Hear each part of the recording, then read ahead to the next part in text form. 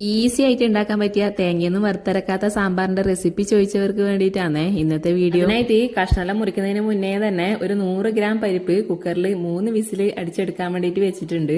പരിപ്പൊന്ന് വെന്തതിന് ശേഷം വേവ് കൂടുതലുള്ള കഷ്ണങ്ങളില്ലേ, ക്യാരറ്റ്, ബീൻസ്, ഉരുളക്കിഴങ്ങ്, കോയക്ക, ഉള്ളി, പിന്നെ അതിന്റെ കൂട്ടത്തിൽ 2 പച്ചമുളകും കൂടി പരിപ്പിലേക്ക് ചേർത്ത് കൊടുത്തതിന് ശേഷം 1/2 ടീസ്പൂൺ മഞ്ഞൾപ്പൊടി, ആവശ്യത്തിന് ഉപ്പ്, വേവാൻ ആവശ്യത്തിന് വെള്ളം കൂടി ചേർത്തിട്ട് ഒറ്റ ഏറ്റവും അവസാനം വേവ് കുറഞ്ഞ കഷ്ണങ്ങളായിട്ടില്ലേ തക്കാളി, വെണ്ടക്ക, മുരിങ്ങക്കായി, വഴുതനങ്ങ പോലുള്ള കഷ്ണങ്ങളോട് ചേർത്ത് വേവിച്ചതിന് ശേഷം നമുക്ക് സാമ്പാറിനിലെ മെയിൻ അരപ്പില്ലേ അതും കൂടി ഒന്ന് റെഡിയാക്കാം. വെളിച്ചെണ്ണ ചൂടാവുമ്പം 5-6 വെളുത്തുള്ളി, 5-6 ചെറിയ ഉള്ളി, അരക്കഷ്ണം ഇഞ്ചി ഇതെല്ലാം കൂടി ഒന്ന് മൂത്ത് വരുമ്പം അതിലേക്ക് 1/2 ടീസ്പൂൺ ജീരകവും 1/2 ടീസ്പൂൺ ഉലുവയും കൂടി ചേർത്തിട്ട് നന്നായി ഒന്ന് മൂപ്പിച്ചെടുക്കണം. അതിലേക്ക് 3 ടീസ്പൂൺ മല്ലിപ്പൊടി, 1/2 ടീസ്പൂൺ മുളക് പൊടി ഇതും കൂടി ചേർത്തിട്ട് പൊടികളുടെ പച്ചമണം മാറുന്നവരെ നന്നായിട്ടൊന്ന് മൂപ്പിച്ചെടുത്തതിന് ശേഷം അതിലേക്ക് 1 ടീസ്പൂൺ തോരപ്പരിപ്പും കൂടി ചേർത്ത് കൊടുക്കുന്നുണ്ട് ഒരു കൊഴുപ്പിന് വേണ്ടിയിട്ട്.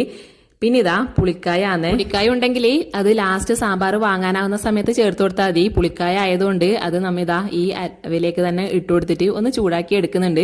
അതിനുശേഷം എല്ലാം കൂടി ഒന്ന് പൊടിച്ചെടുത്തിട്ട് അത് നമുക്കിതാ നമ്മളെ വെന്ത കഷ്ണത്തിലേക്ക് ചേർത്ത് കൊടുക്കാം. പുളി ചേർക്കാതെ എന്ത് സാമ്പാറല്ലേ. നേരത്തെ തന്നെ നെല്ലിക്ക വലുപ്പത്തിൽ പുളി വെള്ളത്തിലിട്ട് വെച്ചിട്ടുണ്ടായിനി. അതും കൂടി പിഴിഞ്ഞിട്ട് ഒഴിച്ചതിന് ശേഷം നല്ലപോലെ ഒന്ന് തിളപ്പിച്ചെടുക്കുന്നുണ്ട്. ഏറ്റവും അവസാനം നമുക്ക് കുറച്ച് മല്ലിയിലയും കൂടി ഇട്ട് കൊടുക്കാം. എന്റെ കയ്യിലുണ്ടായ കുറച്ച് പച്ചക്കറികൾ ചേർത്തിട്ട് പെട്ടെന്ന് ഉണ്ടാക്കിയെടുത്തൊരു സാമ്പാറാണ് ഇത്. നിങ്ങളെ കയ്യിൽ കൂടുതൽ പച്ചക്കറികൾ ചേർക്കാനുണ്ട് എന്നുണ്ടെങ്കിൽ അതും കൂടി ചേർത്തിട്ട് ഉണ്ടാക്കാം. കുട്ടികൾക്കായാലും മുതിർന്നവർക്കായാലും ഉച്ചക്ക് ടിഫിനിൽ കൊടുത്തു വിടാൻ പറ്റിയ അടിപൊളി സാമ്പാറിന്റെ റെസിപ്പിയാണ്. എളുപ്പത്തിൽ ഉണ്ടാക്കാനും പറ്റും. ഇനി ഏറ്റവും ലാസ്റ്റ് കടുകും കറിവേപ്പിലയും വറ്റൽമുളകും കൂടി വറുത്തിട്ടിട്ട് ചേർത്ത് കൊടുത്തായില്ലേ സാമ്പാറിനൊരു നല്ലൊരു മണം വരാൻ വേണ്ടി തുടങ്ങും. അപ്പം ഇതുവരെ ഉണ്ടാക്കി നോക്കാത്തവരുണ്ടെങ്കിൽ തീർച്ചയായിട്ടും ഉണ്ടാക്കി നോക്കണം.